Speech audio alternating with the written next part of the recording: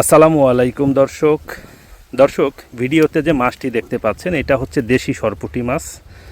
আমরা যখন পদ্মা নদী থেকে রেণু সংগ্রহ করি তখন ওই রেণুর সাথে অল্প পরিমাণে আমরা কিছু পাই এবং সেগুলোকে বাছাই করে আমাদের মাছ চাষের পুকুরে রাখলে এই রকম বড় বড় হয়ে যায়। দর্শক, সাধারণত হ্যাচারিতে যে দেশি সরপুঁটি মাছ পাওয়া যায় সেগুলো এত বড় হয় না। এটা যেমন 4-5টাতে কেজি হয়ে গিয়েছে, হ্যাচারির মাছগুলো এত বড় হয় না। অরিজিনাল দেশি সরপুঁটি মাছ আপনারা চিনবেন কিভাবে?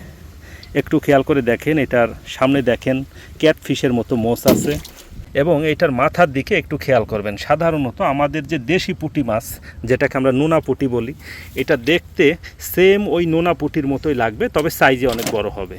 ভালো জাতের হলে এটা সাইজে অনেক বড় হয়, আর ভালো জাতের না হলে কখনোই সাইজে খুব একটা বড় হয় না। সবাই ভালো থাকবেন, সুস্থ থাকবেন, আমার জন্য সবাই দোয়া করবেন এবং ভিডিওটি ভালো লাগলে শেয়ার করে দেওয়ার অনুরোধ থাকলো। আসসালামু আলাইকুম ওয়া রাহমাতুল্লাহ।